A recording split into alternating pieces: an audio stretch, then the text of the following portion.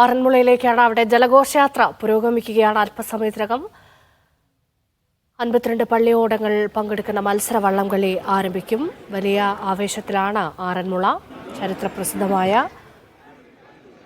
ആറന്മുള ജലഘോഷയാത്ര പുരോഗമിക്കുകയാണ്.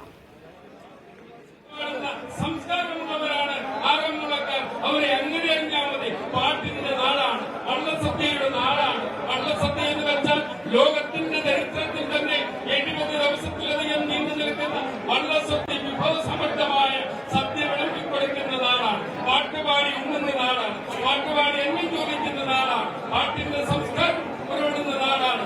അങ്ങനെ പേരിലും പെരുമയിലും ചരിത്രത്തിലും പാരമ്പര്യത്തിലും എന്നും വളർന്നു നിൽക്കുന്ന സംസ്കാരത്തെ ഊട്ടിയുറപ്പിക്കുന്ന നാടിന്റെ പേര് ചരിത്രമാണ്. അവിടെ സൗഹൃദമാണ്. അവർ ഓണക്കാഴ്ചയാണ്, തിരുമുൽ കാഴ്ചയാണ് ഈ ചരിത്രപ്രസിദ്ധമായ ഉത്രട്ടാതി ജലോത്സവം. അതിന്റെ ആഘോഷപരമായ വർണ്ണസഫലമായ ഈ ജലഘോഷയാത്ര ലോകത്തെങ്ങും കാണാൻ പറ്റാത്ത 18 അടി മുതൽ 20 അടി വരെ അമരപ്പൊക്കമുള്ള പള്ളിയോടങ്ങളെ പാടി തുറഞ്ഞ് കടന്നു പോകുമ്പോൾ ഇവിടെ കൂടിയിരിക്കുന്ന ആപാലവൃദ്ധജനങ്ങളുടെയും അക്ഷീരത്തെ അല്ലെങ്കിൽ അച്ചുകൂടത്തെ കണ്ണിന്റെ കരിമിഴിയെ നിറച്ചുള്ള കാഴ്ചകൾ കാഴ്ചകൊണ്ടാണ് ഇവിടെ പോയി പള്ളിയോടങ്ങൾ കടന്നു പോകുന്നത്. തുടർന്നുള്ള വിവരത്തിന് വേണ്ടി ശ്രീ ജോണിയിലേക്ക് ഞാൻ മൈക്ക് കൈമാറുകയാണ്. ചരിത്രപ്രസിദ്ധമായ ആറന്മുള ഉത്രട്ടാതി ജലമേള ആരംഭിച്ചിരിക്കുകയാണ്. 2 പതിറ്റാണ്ടിന് ശേഷം 52 പള്ളിയോടങ്ങളും പങ്കെടുക്കുന്ന ജലഘോഷയാത്രയാണ് ഇപ്പോൾ തുടരുന്നത്. നെഹ്റു ട്രോഫി ജലമേളയുടെ മാതൃകയിലാണ് ഇത്തവണ വള്ളംകളി നടക്കുന്നത്.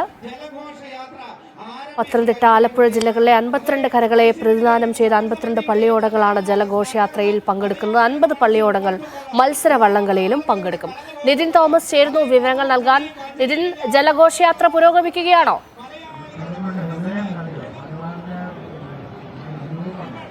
അതെ രേഷ്മ, ഇപ്പോഴും ജലഘോഷയാത്ര പുരോഗമിച്ചുകൊണ്ടിരിക്കുകയാണ്.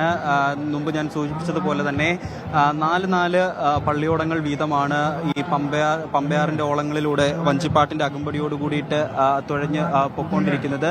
നമുക്ക് ദൃശ്യങ്ങളിൽ കാണാൻ സാധിക്കും.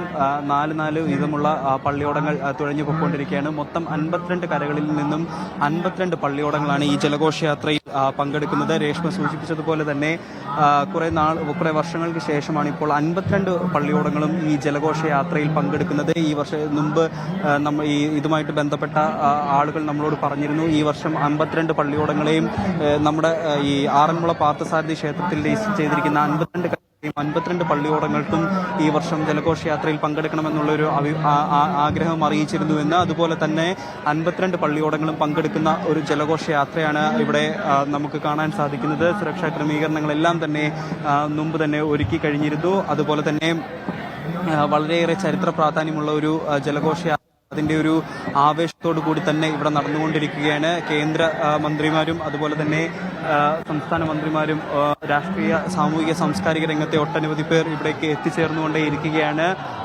ആയിരക്കണക്കിന് ജനങ്ങൾ ഇവിടെ തമ്പടിച്ചിരിക്കുകയാണ്. നമുക്ക് കാണാം, ഈ പമ്പയാറിന്റെ അക്കരെ കരയിൽ നിന്ന് പോലും ആളുകൾ ഈ ജലഘോഷയാത്ര ഒന്ന് കാണാൻ വേണ്ടിയിട്ട് ഇത്ര വെയില് നമുക്ക് ദൃശ്യങ്ങളിൽ അത് നമുക്ക് മനസ്സിലാവും. ഇത്രയധികം വെയില് ഉള്ളത്, കഠിനമായ ചൂടാണ്.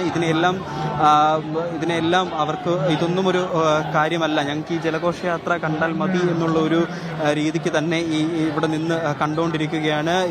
ഇതിനു ശേഷം ഈ ജലഘോഷയാത്ര ഇവിടെ ആറന്മുള സത്രക്കടവിൽ നിന്ന് പരപ്പുഴ കടവ് വരെ എത്തിയതിനു ശേഷം പരപ്പുഴ കടവിൽ നിന്ന് തിരിച്ച് മത്സര വള്ളംകളിയും നടക്കുന്നതായിരിക്കും. 3 മണിയോട് കൂടിയിട്ട് തന്നെ മത്സര വള്ളംകളി നടത്തണമെന്നാണ് ആഗ്രഹിക്കുന്നത്. ഇപ്പോൾ 4 വള്ളങ്ങൾ വീതം 52 വള്ളങ്ങളും ഇപ്പോൾ 24 വള്ളങ്ങളാണ് ഇതുവരെ പോയി കഴിഞ്ഞിരിക്കുന്നത്. 24ാമത്തെ വള്ളമാണ് ഇപ്പോൾ പോകുന്നത്.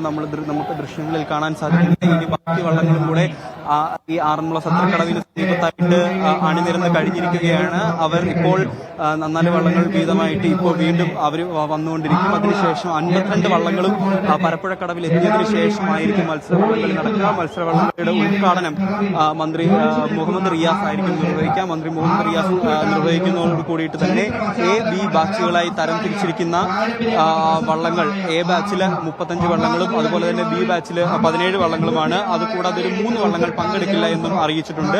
അപ്പോൾ ബാക്കിയുള്ള വള്ളങ്ങൾ എ ബി ബാച്ചായി തിരിച്ചിരിക്കുന്ന വള്ളങ്ങൾ പരപ്പുഴക്കടവിൽ നിന്ന് തിരിച്ച് മത്സര വള്ളംകളിയുടെ നിയമങ്ങൾ അനുസരിച്ചുകൊണ്ട് തിരിച്ച് ആറന്മുള സത്രക്കടവിലേക്ക് മത്സര വള്ളംകളിയായി വരുന്നതായിരിക്കും. അത് ക്രമീകരിച്ചിരിക്കുന്നത് ഞാൻ പറഞ്ഞതുപോലെ തന്നെ എ ബാച്ചിൽ വലിപ്പം കൂടിയ വള്ളങ്ങളും ബി ബാച്ചിൽ വലിപ്പം കുറഞ്ഞ വള്ളങ്ങളുമാണ്. അപ്പോൾ എ ബാച്ചായിരിക്കും ആദ്യം തുടങ്ങുക മത്സര വള്ളംകളി. ഈ ജലഘോഷയാത്രയ്ക്ക് ശേഷം എ ബാച്ചിന്റെ ആദ്യ മത്സര വള്ളംകളി തുടങ്ങും. 4 വള്ളങ്ങൾ വീതം ഇങ്ങോട്ട് ആറന്മുള സത്രക്കടവിലേക്ക് നെഹ്റു ട്രോഫി മാതൃകയിലായിരിക്കും ഇത്തവണത്തെ മത്സര വള്ളംകളി നടത്തുക. അത് നമ്മൾ ഇതിനു മുൻപ് ഈ ഇവിടുത്തെ കരക്കാരുമായിട്ട് സംസാരിച്ചപ്പോൾ നമ്മളോട് പറഞ്ഞിരുന്ന ഒരു കാര്യമെന്ന് പറയുന്നത്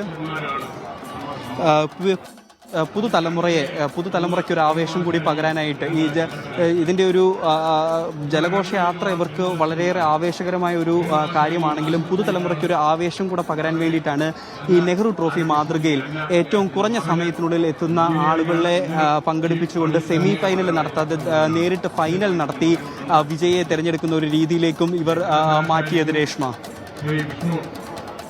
നിതിൻ തോമസ് ആണ് വിവരങ്ങൾ നൽകിക്കൊണ്ടിരിക്കുന്നത്. ഓളപ്പരപ്പിലെ ആവേശമാണ് ആറന്മുളയിൽ നിന്ന് കാണുന്നത്. മത്സര വള്ളംകളി അല്പസമയത്തിനകം ആരംഭിക്കും. ഇതിന് പറഞ്ഞതുപോലെ നെഹ്റു ട്രോഫി മാതൃകയിലാണ് ഇത്തവണ വള്ളംകളി നടക്കുന്നത്.